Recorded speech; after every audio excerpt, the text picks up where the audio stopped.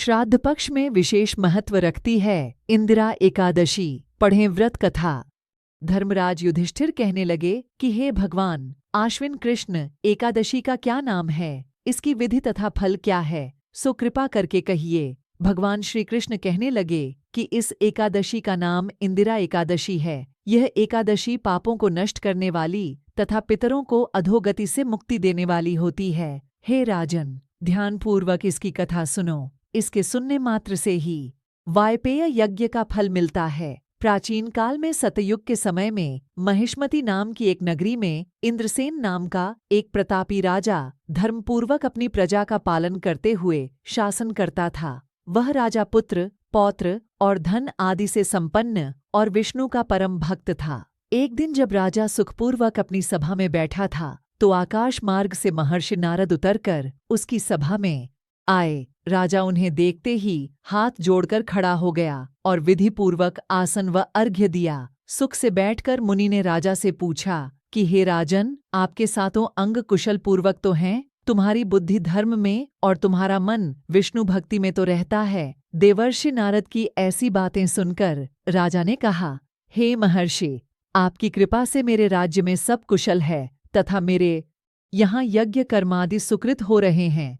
आप कृपा करके अपने आगमन का कारण कहिए। तब आर्षि कहने लगे कि हे राजन, आप आश्चर्य देने वाले मेरे वचनों को सुनो। मैं एक समय ब्रह्मलोक से यमलोक को गया। वहाँ श्रद्धापूर्वक यमराज से पूजित होकर मैंने धर्मशील और सत्यवान धर्मराज की प्रशंसा की। उसी यमराज की सभा में महान ज्ञानी और धर्मात्मा तुम्हारे पिता को एक एकादशी का व्रत भंग होने के कारण देखा। उन्होंने संदेशा दिया, सो मैं तुम्हें कहता हूँ। उन्होंने कहा कि पूर्व जन्म में कोई विघ्न हो जाने के कारण मैं यमराज के निकट रह रहा हूँ। सो हे पुत्र, यदि तुम आश्विन कृष्णा इंदिरा एकादशी का व्रत मेरे निमित्त करो तो मुझे स्वर्ग की प्राप्ति हो सकती है।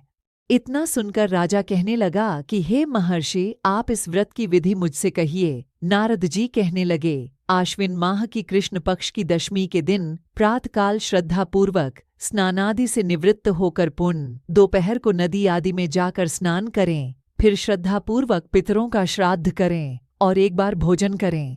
प्रातःकाल होने पर एकादशी के दिन दातून आदि करके स्नान करें। फिर व्रत के नियमों को भक्तिपूर्वक ग्रहण करते हुए प्रतिज्ञा करें कि मैं आज संपूर्ण भोगों को त्याग कर निराहार एकादशी का व्रत करूंगा। हे अच्युत, हे पुंडरीकाक्ष, मैं आपकी शरण हूँ, आप मेरी रक्षा कीजिए। इस प्रकार नियमपूर्वक शालिग्राम की मूर्ति के आगे विधिपूर्वक श्राद्ध करके योग्य ब्राह्मणों को फलाहार का भोजन कराएं और दक्षिणा दें। पितरों के श्राद्ध से जो बच जाए उसको सूंघ कर गौ को दें तथा धूप दीप गंध पुष्प नैवेद्य आदि सब सामग्री से आर्षिकेश भगवान का पूजन करें। रात में भगवान के निकट जागरण करें। इसके पश्चात द्वादशी के दिन प्रातःकाल होने पर भगवान का पूजन करके ब्राह्मणों को भोजन कराएं। भाई बंधुओं, स्त्री और पुत्र सहित आप भी मौन होकर भोजन करें। नारद जी कहने लगे कि हे राजन, इस विधि से यदि तुम आलस्य रहित होकर इस एकादशी का व्रत करोगे तो तुम्हारे पिता अवश्य ही स्वर्गलोक को जाएंगे। इतना कहकर नारद जी अंतर्ध्यान हो गए। नारद जी के कथनानुसार राजा द्वारा अपने बांधवों तथा दासों सहित व्रत करने से आकाश से पुष्प वर्षा हुई और उस राजा का पिता गरुड़ पर चढ़कर विष्णुलोक को गया। राजा इंद्रसेन भी एकादशी के व्रत के प्रभाव से निष्कंटक राज्य करके अंत में अपने पुत्र को सिंहासन पर बैठाकर स्वर्गलोक को गया। हे युधिष्ठिर, यह इंदिरा एकादशी के व्रत का माहात्म्य मैंने तुमसे कहा। इसके पढ़ने और सुनने से मनुष्य सब पापों से छूट जाते हैं और सब प्रकार के भोगों को भोग कर बैकुंठ को प्राप्त होते हैं।